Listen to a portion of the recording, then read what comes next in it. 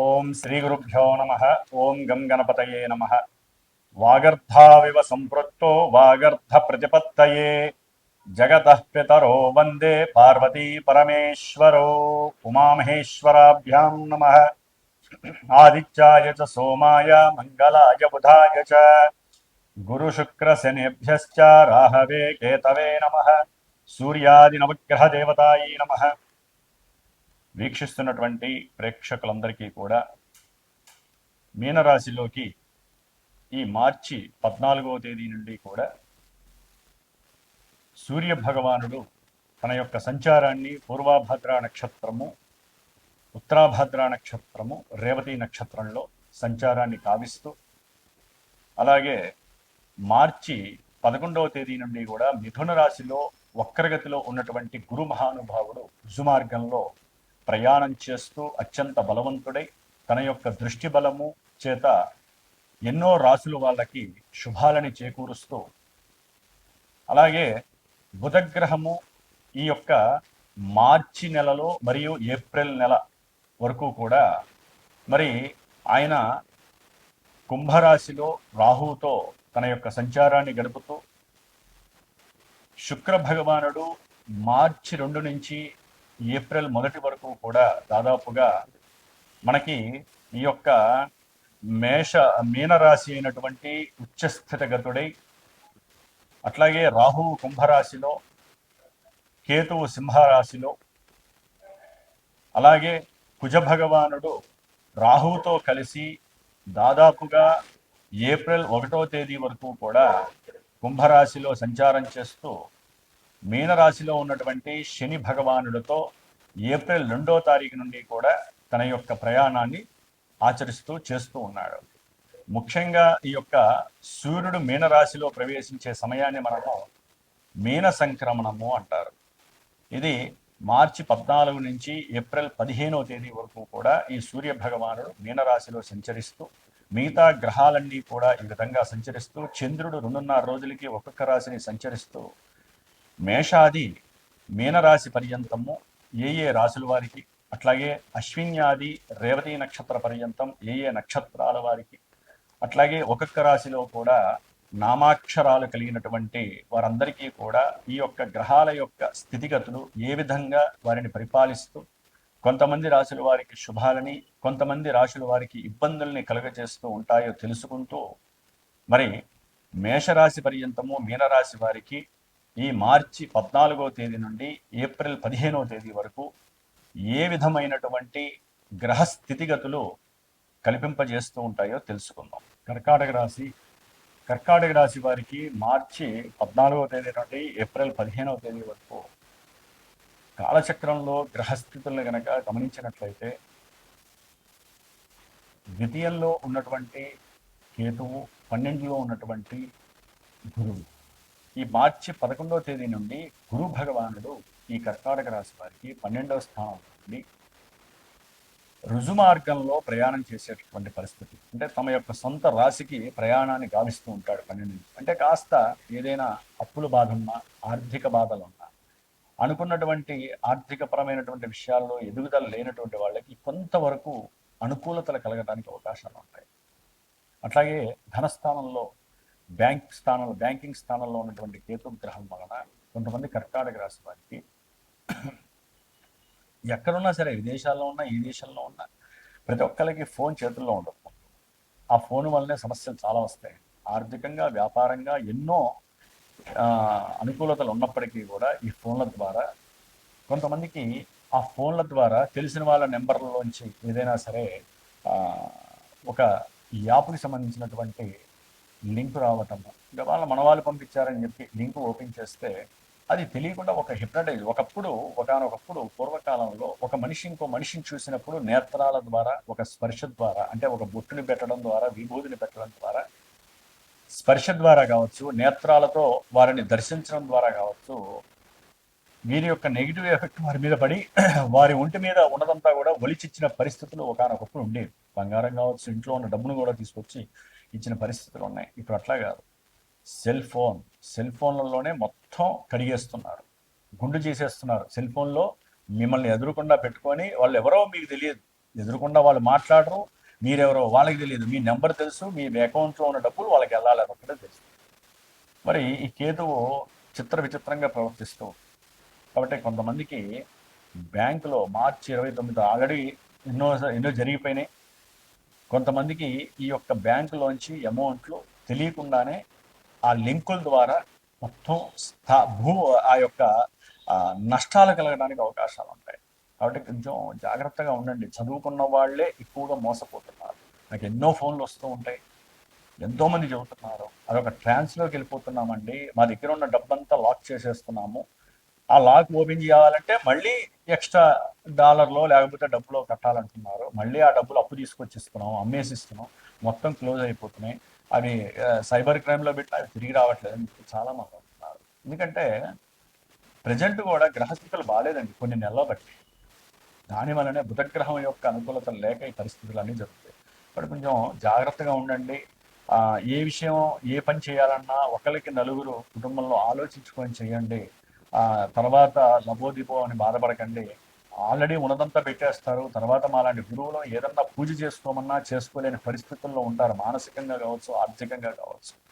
కాబట్టి ఏదైనా సరే మీకు మీరు అనుభవించండి సిస్టమ్ని, లేకపోతే ఏదో పూజనో పునస్కారమో చేసుకోండి, లేకపోతే శాశ్వతంగా ఉండే ఒక ఇల్లు లేకపోతే స్థలమో బంగారమో వెండో ఇవి జాగ్రత్త చేసుకోండి తప్ప లింకులు ఓపెన్ చేసి లేనిపోని ఆశ అత్యాశ ద్వారా మాత్రం వెళ్ళకండి దయచేసి. ముఖ్యంగా కర్కాటక రాశి వారికి ఇందాక చెప్పుకున్నట్టుగా 12లో గురువు, ద్వితీయంలో కేతు, రెండు పాపగ్రహాలు, రెండు పాపస్థానాల్లో ఉండి ఇబ్బందులు పెడుతున్నాయి.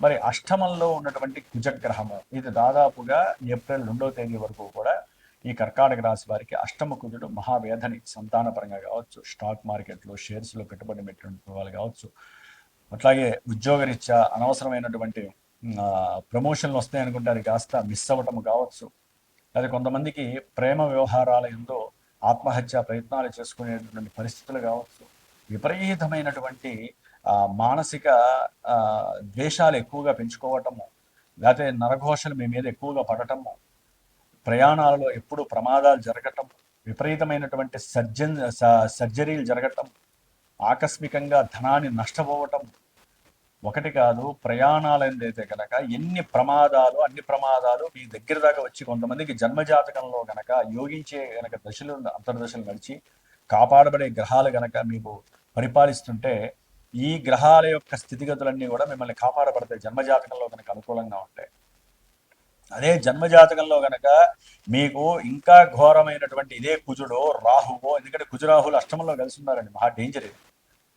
ఇదే వీళ్ళు గనక మీ జన్మజాతకంలో ఒక ధనస్థానంలో ఉంటే ఆర్థికమైన ధన నష్టము, సంతాన స్థానంలో ఉంటే సంతానపరమైనటువంటి నష్టము, అట్లాగే ఏదైనా ఇన్సూరెన్స్ పరంగా కొంతమంది ఇన్సూరెన్స్ డబ్బులు వస్తాయి, పిల్లలకి ఏదైనా గిఫ్ట్గా కొనివ్వాలి, ఒక ఇల్లు లేకపోతే భూమో ఏదో ఒకటి అనుకుంటారు, ఆ ఇన్సూరెన్స్లో ఏది పడితే ఆ ఇన్సూరెన్స్లు నమ్మి పెట్టిన వాళ్ళకి వాళ్ళు టోకరా వేసేస్తారు, ఆ ఇన్సూరెన్స్ డబ్బులు కూడా భూస్థాపితం అయిపోతాయి. కొంతమందికి ఇన్సూరెన్స్ డబ్బులు తీసుకొస్తున్నప్పుడు ఎవరో ఒకరు మాయ కమ్మేసి, అది బ్యాంకుల్లోనే ఎక్కువగా జరుగుతాయి, బ్యాంకు నుంచి వచ్చేటప్పుడు కావచ్చు, బండ్ల మీద వెళ్ళేటప్పుడు కావచ్చు, మీకు తెలియకుండానే ఆ యొక్క డబ్బుని కూడా క్లోజ్ చేసేస్తారు. లేకపోతే కుటుంబంలో ఫ్రెండ్స్ ద్వారా ఎవరో ఒకళ్ళు ఆ విషయాన్ని కనిపెట్టి డబ్బులు మళ్ళీ మేము తిరిగిస్తాం, మీకు ఎక్కువ వడ్డిస్తాం అని చెప్పి డబ్బుని కొలగొట్టే పరిస్థితులు కావచ్చు. ఇట్లా ఆకస్మికంగా ఎన్నో రకాలైనటువంటి విపరీత కష్టాలు, నష్టాలు, ప్రమాదాలు, దరిద్రాలు మీ చెంతన ఉంటాయి కర్కాటక రాశి వారికి. ఆరోగ్యం క్షీణిస్తుంది. ఎందుకంటే మార్చి 14వ తేదీ నుండి ఏప్రిల్ 15వ తేదీ వరకు కర్కాటక రాశి వారికి సూర్యుడి యొక్క మీన సంక్రమణం అనేటటువంటిది, మీనరాశిలో రవి సంచారము శనితో కలిసి ఉండడం ద్వారా ఆరోగ్యపరంగా ఇబ్బందులు ఎదురవుతాయి. భార్యాభర్తల మధ్య సరైనటువంటి మాట పలకరింపులు ఉండదు, ఇద్దరు పెడమోంగా ఉంటారు. ఆర్థికంగా ప్రయాణాల రీత్యా ఉద్యోగంలో కొంతమంది ఉద్యోగాలు తొలగిపోవటము, అది వదిలేసి ఏదైనా వ్యాపారం చేసుకోవాలనే సంకల్పం కలగటము, దానికి ఏదైనా పెట్టుబడి పెట్టాలంటే తెలియని భయము, ఆందోళన, భార్య ద్వారా భర్త ద్వారా ఒకరికొకరికి అవమానాలు, అనుమానాలు, అసలు రెండో పెళ్లి చేసుకుందాం ఈ దరిద్రం ఎందుకనేటటువంటి పరిస్థితి ఇద్దరిలో ఎవరికొకరికి రావటం, ఇవన్నీ కూడా జన్మజాతకంలో కనుక లింక్ అయి ఉంటాయి. కాబట్టి జాగ్రత్తగా జాతక విశ్లేషణలు చేయించుకోవడానికి ప్రయత్నాలు చేసుకుంటూ ఉండండి. వచ్చిన భయపడదు, గోచారం వినంగానే మా అందరికీ జరిగిపోతాయని భయపడకండి. కర్కాటక రాశి వారికి బాగాలేదట, ఏది జాతకం బాగాలేకపోతేనే కర్కాటక రాశి వారికి బాగోదు. కాబట్టి కొంచెం జాగ్రత్తగా ఉండండి. ముఖ్యంగా 9వ స్థానంలో ఉన్నటువంటి రవిశనులు మార్చి 27 వరకు శుక్రుడు ఉండడం ద్వారా విద్యార్థులకి విద్య యందు ఆసక్తి తగ్గుతుంది. విద్య పరంగా ఏదైనా దూర ప్రయాణాలకి ప్రయాణం చేయాలనుకుంటారు. ఉన్నతమైనటువంటి విద్యాభ్యాసం కోసం ప్రయత్నం చేస్తూ ఉంటారు కానీ ఆ ఇంట్లో తండ్రి గారికో లేకపోతే ఇంట్లో ఆర్థికపరమైనటువంటి పరిస్థితులు సహకరించక వీరికి ఆ యొక్క విద్యాభ్యాసం అనేది కుంటుపడే అవకాశం ఉంటుంది. ఎవరైనా సరే భూములు కానీ కట్టినటువంటి గృహాలు కానీ అమ్ముదాం అనుకుంటే గవర్నమెంట్ ద్వారా మీకు కొన్ని లేనిపోని ఎలిగేషన్స్ వచ్చేసి ఆర్థికంగా మీరు కొంత వారికి కట్టాల్సి వస్తుంది. అది అప్పు తీసుకొచ్చి కట్టే పరిస్థితులు కూడా ఎదురవుతాయి. ఏప్రిల్ 2వ తేదీ నుంచి కుజుడు, శని, రవి ముగ్గురు కలిసి ఉంటారండి. ఇది మహా పరిస్థితులు ఇబ్బంది. ప్రయాణాలు ఎందుకు తస్మాత్ జాగ్రత్తగా ఉండండి. తండ్రి గారి యొక్క ఆరోగ్యము లేకపోతే భార్యాభర్తల మధ్య ఎడబాటులు అట్లాగే ఆకస్మికంగా జరిగేటటువంటి ప్రయాణాల్లో కొంత ప్రమాద సంఘటనలు మిమ్మల్ని జీవితంలో తేరుకోలేనటువంటి పరిస్థితులు కర్కాటక రాశి వారికి కలుగజేస్తున్నాయి. కాబట్టి ఎటు చూసినా కూడా ఈ యొక్క కుజరాహువులు, రవి, శనులు అట్లాగే బుధుడు కూడా అష్టమంలోనే ఉండి ఆయన వక్రించి బంధువుల నుంచి అవసరం లేనటువంటి కొన్ని ఇబ్బందులు మీకు ఎదురయ్యే అవకాశం ఉంటుంది. వాళ్ళ ఘోష వలన మీరు ఎదగలేకపోతున్నారని లోపల కుంచిత భావం పెరిగిపోతుంది. కాబట్టి కొంచెం జాగ్రత్తగా ఉండండి. అవసరమైతేనే బంధువులతో మాట్లాడండి, లేకపోతే మాట్లాడకుండా మౌనే కర్తవ్యం. మౌనంగా మీ పనులు మీరు చేసుకుంటూ వెళ్ళిపోయారనుకోండి ఏ ఘోషలు మిమ్మల్ని నేర్చు. కాబట్టి కర్కాటక రాశి వారు ముఖ్యంగా నేను ఆల్రెడీ మా యొక్క శ్రీమాత జ్యోతిషాలయ పీఠమునందు మార్చి 2వ తేదీ నుండి మే 10వ తేదీ వరకు కూడా నిత్యము కూడా ఈ గ్రహాలకి సంబంధించినటువంటి జపతపాలు జరుగుతూనే ఉన్నాయి. అట్లాగే ఆ దేవతలకి, గ్రహాల యొక్క అధిష్టాన దేవతలకి జప పారాయణలు జరుగుతున్నాయి. ముఖ్యంగా మార్చి 18వ తేదీ సుబ్రహ్మణ్య పాశుపత రుద్రహోమము, అట్లాగే ఏప్రిల్ 17వ తేదీన హనుమద్కి సంబంధించినటువంటి హనుమత్ రుద్ర పాశుపత హోమము, వాటితో పాటుగా నవగ్రహ నక్షత్ర మృత్యుంజయ పాశుపత హోమాలు ఇవన్నీ కూడా విశేషంగా జరుపుతూ ఉన్నాము శ్రీమాత జ్యోతిషాలయ పీఠంలో.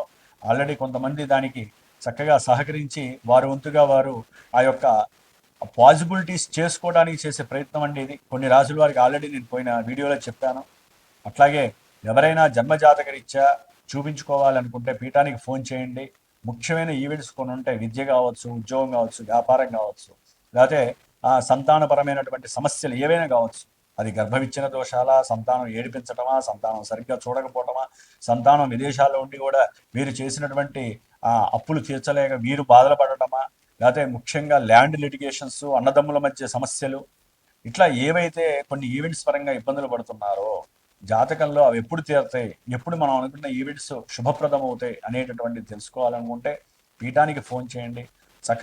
చక్కగా మీ యొక్క జన్మజాతక విశ్లేషణ మీరు వినండి. దానికి తగ్గట్టుగా ఏదైనా పరిహారాలు ఉంటే మీరు ఆచరించేవి కొన్ని ఉంటాయి, మాలాంటి బ్రాహ్మలు పురోహితులు ఆచరించేటటువంటివి కొన్ని ఉంటాయి. కాబట్టి జన్మజాతకాన్ని ప్రతి ఒక్కరూ కూడా నమ్మాల్సిందే. దాన్ని బట్టే మనకి గ్రహాలు నడిపిస్తున్నాయి. గోచారం అనేటటువంటిది జన్మజాతకానికి ఒక అర్థం లాంటిది. కాబట్టి పూర్తిగా గోచారం మీద ఆధారపడకండి. లేనిపోని భావనలతో లోపల ఫీల్ అవ్వకండి. ఒక్కోసారి మంచి జరుగుతుంది అనుకుంటే మేము చెప్తే అది చెడు జరగచ్చు, చెడు జరుగుతుంది అనుకుంటే మంచి జరగచ్చు. కాబట్టి నిత్యము దైవారాధన చేసుకునే వాళ్ళకి ఏ భయం ఉండదు. నిత్యము తను నమ్ముకొని పనులు చేసే వాళ్ళకి, బద్ధకం లేకుండా పనిచేసే వాళ్ళకి, సమయానుసారంగా సమయాన్ని పాటించేటటువంటి వాళ్ళకి ఆ భగవత్ శక్తి ఎప్పుడు వీరిని వెన్నంటే ఉంటుంది. మాలాంటి గురువుల యొక్క ఆశీర్వచనం మీకు ఎప్పుడూ ఉంటుంది. ఓం శ్రీమాత్రే నమః.